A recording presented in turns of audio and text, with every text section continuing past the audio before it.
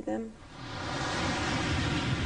Isla was raised in Miami Beach, Florida, the youngest of 4 sisters. She grew up near the ocean, and by 14, she'd met a surfer named Chris Marisick at a high school dance. He was my first boyfriend, and I fell madly in love with him. The romance lasted 3 years until Chris was drafted into the Army to fight in Vietnam. At the same time, Isla discovered she was pregnant. She was 17. We were both really just kids, but things like that just don't go away if you don't tell anybody. Isla's parents decided it was best to keep the pregnancy a secret and admitted their daughter into one of the Florence Crittenton homes for unwed mothers, which cared for their patients until they gave birth and then arranged for the adoption of their children. I was missing Christopher immensely, and I was alone and scared.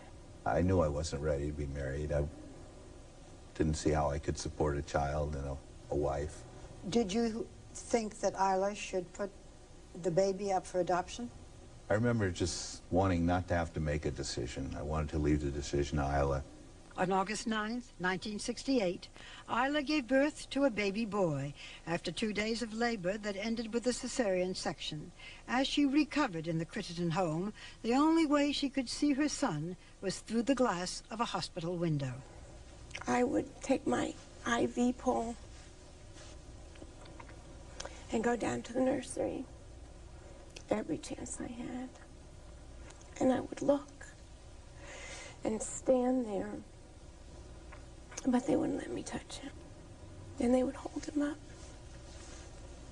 I think I must have stood there for hours. Isla felt bliss. Her only hope was to give a few clues so she must someday find her son again. They had a portion on the form that said what my occupation was and the father, and I made something up.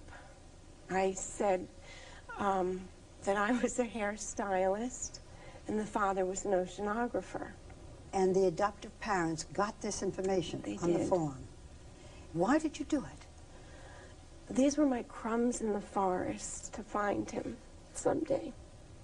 Isla's son was adopted 3 weeks after his birth, but she could never discover what had happened to him. Chris Marisick returned from Vietnam and married Isla. A year later, they had a daughter they named Carrie, but the marriage ended in divorce. Through it all, Isla could not forget the son she had given up. When I would see a 1-year-old or a 2-year-old, I'd look at an eyebrow or a nose or a smile, thinking, is that you? Is that you? After the divorce, Isla and her daughter moved to Westchester, New York, where she established herself as a successful jewelry designer. Carrie had been told she was an only child, but for some reason, it never rang true.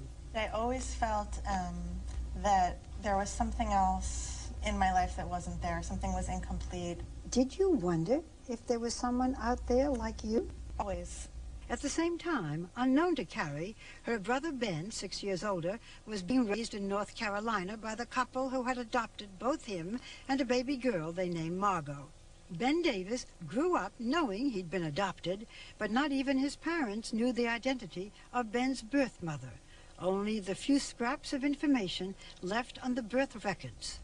While I was in high school, I took a test to determine what I was going to be when I grew up. And one of the options that I was given was an oceanographer. And my dad's jaw dropped. And he's like, that's remarkable, because when we were adopting you, we found out that your father was an oceanographer. By the time Carrie was 17, she was back in touch with her father, Chris. And on one of her visits, he suddenly let the truth slip out. I started telling her about, our life and how we had put a child up for adoption 6 years before she was born. I said, what? What did you say? She said that she, always knew there was another part of her somewhere that she was missing. And immediately this feeling that I had to find him, immediately. But part of the reason Carrie's mother had never told the secret was to spare her daughter the years she had already spent trying to find her son. Florida adoption records are sealed by state law. I just didn't have the heart to totally tell her, Carrie, this is never going to happen. I have tried, and I have pretty much given up. But Carrie would not give up. She called a private investigator, registered with adoption agencies, and searched the internet every week. Carrie, you were really obsessed Yeah. with finding your brother. I was convinced that I would find him and that he would be just like me and that I would have a brother. And I always imagined that this person would somehow walk into my life by accident. But the brother Carrie so longed for was 3,000 miles away in San Francisco, working and going to school. He had once tried to find his birth family, but hit the same roadblocks in Florida law. Ben Davis thought it was simply meant to happen. I had a great family growing up, and I always figured that for whatever reason that my birth family had given me up, it was a good reason, and I didn't want to bother them. Carrie, meanwhile, had followed her mother into the jewelry business and had established a career in New York City. Despite her success, she felt a restless urge to travel to, of all places, San Francisco. And I couldn't figure out why, because I didn't particularly love the city. You just felt you had to live It was this fear. It was time I had to go. I decided to just throw it all to the wind, pick up, move across country where I knew 2 people. I had no place to go. In San Francisco, Carrie found a roommate named Erin Kehoe. I was dating Carrie's best friend from New York who lived here, and Carrie came to visit him, and we hit it off right away. Carrie started to meet some of Erin's friends, and last July, at a night spot called the Cats Club, Erin introduced Carrie to an old friend of hers, Ben Davis. But neither Erin nor Carrie had any idea that it was Carrie's brother. 2 weeks later, the girls invited Ben along to a casual dinner, and in the middle of the meal, Erin suddenly asked Carrie a question that would change their lives.